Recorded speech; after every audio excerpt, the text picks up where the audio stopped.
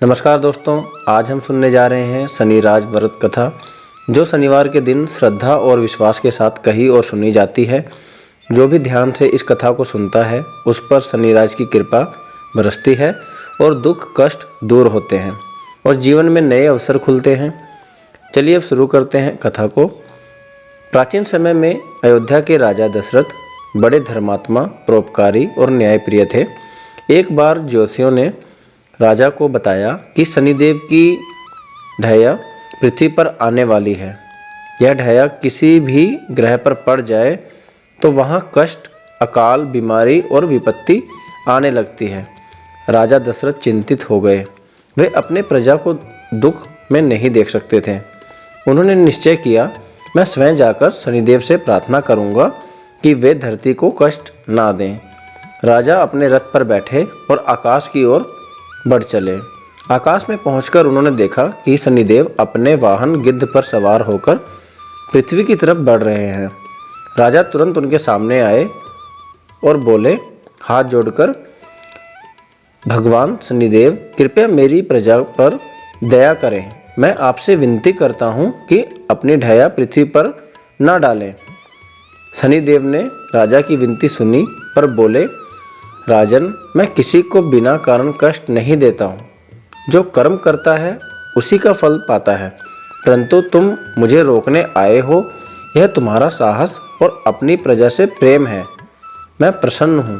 राजा ने फिर हाथ जोड़कर कहा, हे देव, यदि आप पृथ्वी को कष्ट देंगे तो गरीब, बूढ़े, बच्चे, आम जनता परेशान हो जाएगी।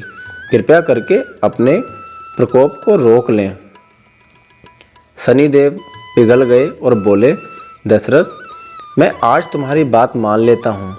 जब भी कोई व्यक्ति श्रद्धा और नियम से शनिवार का व्रत करेगा और मेरी कथा सुनेगा, मैं उस पर अपनी कृपा रखूँगा। यह कहते हुए शनिराज राजा को आशीर्वाद देकर लौट गए। राजा दशरथ प्रसन्न होकर पृथ्वी पर लौटे और लोगों को यह कथा सुनाई।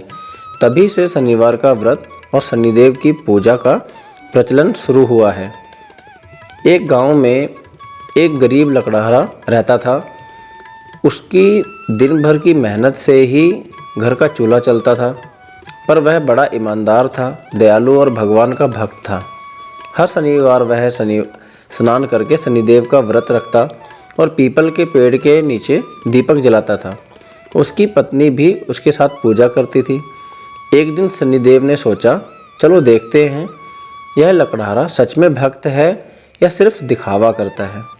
शनिदेव ने एक बूढ़े साधु का रूप लिया और रास्ते में खड़े हो गए। लकड़हारा लकड़ी लेकर लौट रहा था। साधु ने धीरे से आवाज़ दी, बेटा, क्या तुम मुझे पानी पिला सकते हो? मैं बहुत प्यासा हूँ। लकड़हारे ने तुरंत अपना घड़ा उतारा और साधु को दे दिया। साधु ने कहा, बेटा, तुम्हें देर हो जाएगी, यह लकड़ियाँ बेचनी हैं, तुम दान क्यों कर रहे हो? लकड़हारे ने मुस्कुराकर कहा, मनुष्य का धर्म पहले सेवा है, बाद में कमाई। साधु प्रसन्न हो गए।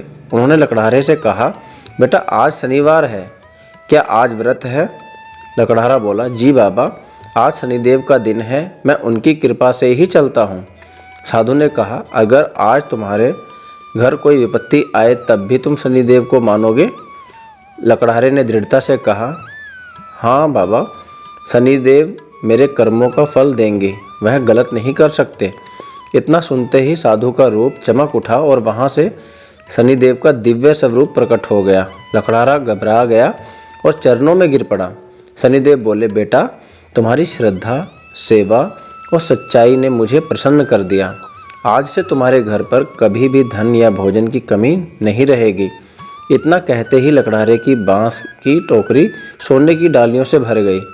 वह खुशी खुशी घर गया, पत्नी को सब बताया और दोनों ने शनिदेव का धन्यवाद किया।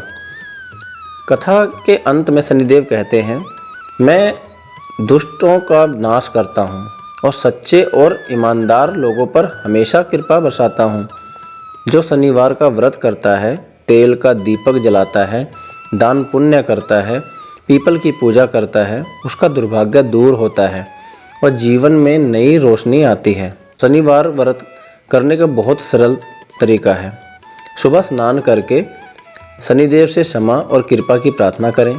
काले तिल, सरसों का तेल, उड़द की दाल का दान करें। पीपल के पेड़ के नीचे दीपक जलाएं। सूर्यास्त के बाद किसी भी गरीब को भोजन खिलाएं।